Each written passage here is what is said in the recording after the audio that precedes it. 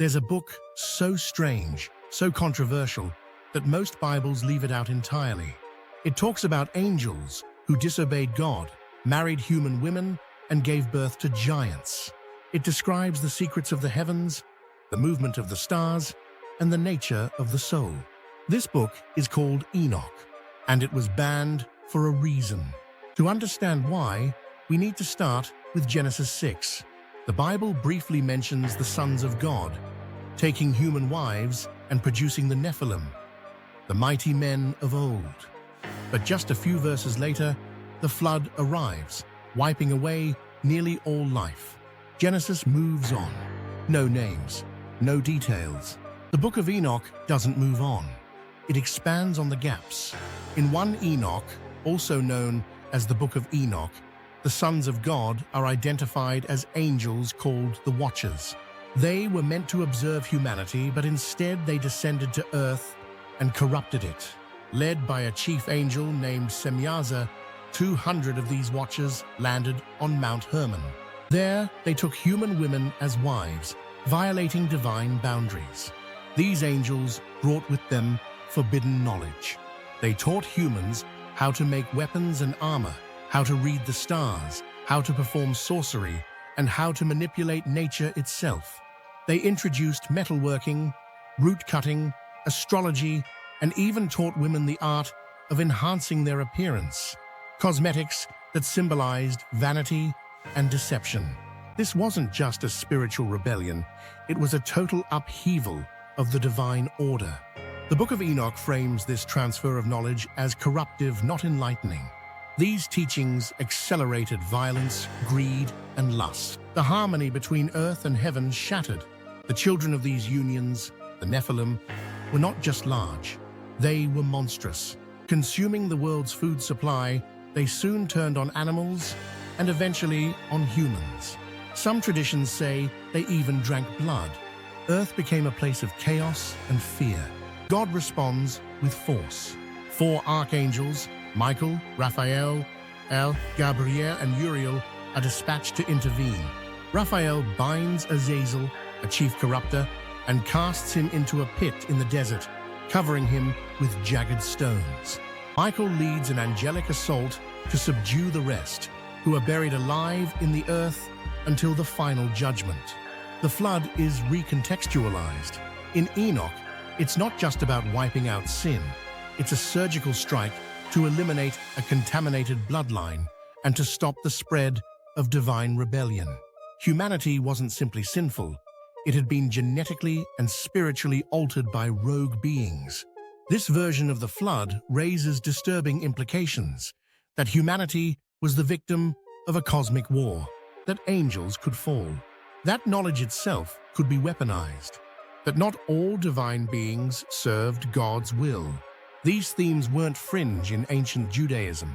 The Book of Enoch was considered authoritative by many.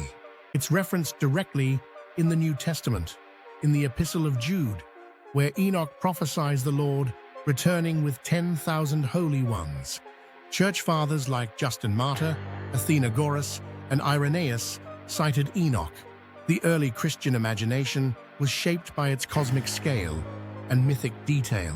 Some believe it even influenced Jesus' own apocalyptic language. But Enoch didn't fit the emerging orthodoxy. By the 4th century, as church councils like those in Rome and Carthage defined the biblical canon, Enoch was excluded. It was too strange, too mystical, too subversive. It gave names to angels not found elsewhere. It claimed humans were taught technology by celestial rebels. It blurred the line between mythology and doctrine. To silence it was to reassert control over the narrative. While most of the West forgot it, the Ethiopian Orthodox Church preserved the text. It survived in Ge'ez, an ancient Semitic language, and was rediscovered in the 18th century by explorer James Bruce. Scholars were stunned. Here was a pre-Christian apocalypse, untouched by centuries of European censorship. The Book of Enoch is made up of 5 major sections, each with a different focus. One describes the fate of the Watchers. Another outlines a vision of the Messiah, called the Son of Man. long before Christianity. Another maps out the stars and seasons with uncanny precision, as if channeling ancient astronomy. It also contains visions of judgment, heavenly architecture, and coded versions of human history. These elements appear again in books like Daniel and Revelation, suggesting Enoch's influence ran deep. Modern researchers have connected Enochian traditions to Gnosticism, to Islamic angelology, and even to esoteric and occult systems. Fringe theorists point to it as proof of ancient alien contact or lost civilizations. Some link the Watchers to the Anunnaki or to beings described in ancient Mesopotamian texts. In occult traditions, the figure of Enoch is sometimes associated with secret knowledge, gnosis, hidden from the masses. In the Renaissance, magical texts like the Enochian Keys emerged through the work of John Dee and Edward Kelly, claiming direct communication with angels through a language derived from Enoch's law. These ideas permeated later occult societies like the Hermetic Order of the Golden Dawn and Thelema, where angelic hierarchies, forbidden knowledge, and apocalyptic prophecy remained central.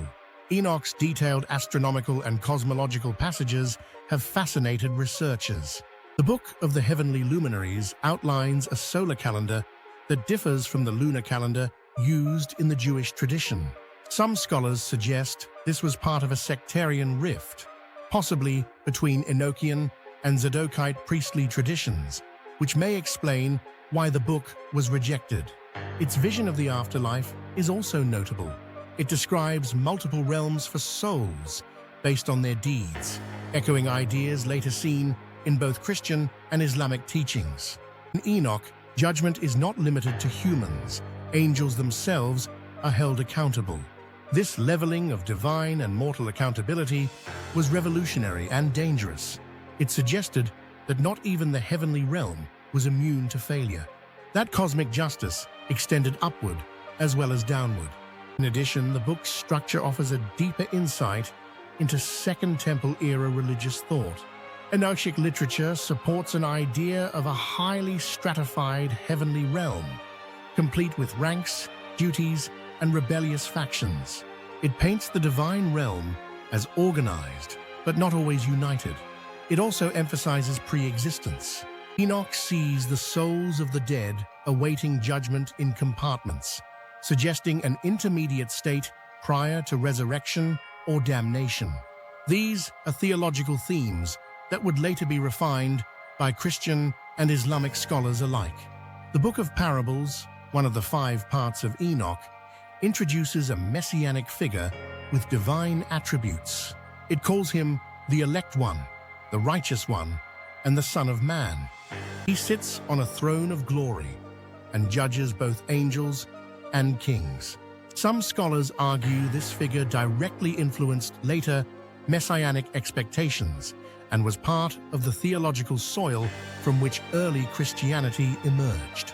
Its rejection was also tied to politics. The rise of Rabbinic Judaism and early Christianity created a need to define boundaries. What was in? What was out? Enoch didn't fit the streamlined theology of either. It introduced too much ambiguity, too many supernatural details, too much emphasis on fallen powers. The Dead Sea Scrolls discovery at Qumran reinforced Enoch's importance. Multiple fragments were found, proof that it was widely read among certain Jewish sects.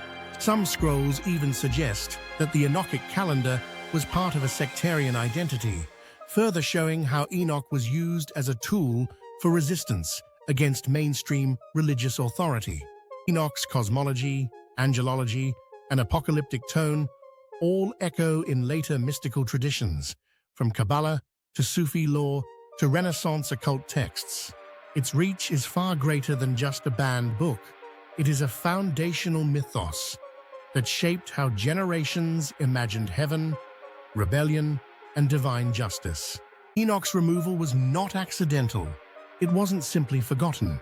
It was erased because it made the divine world dangerous. It revealed heavenly descent. It made angels fallible. It offered explanations that undermined neat theological boundaries. And once you've read Enoch, it's hard to forget what it says. The Bible becomes just one version of a larger, stranger, more chaotic divine story. Whether one sees it as inspired scripture or dangerous heresy, the Book of Enoch remains one of the most provocative texts in religious history.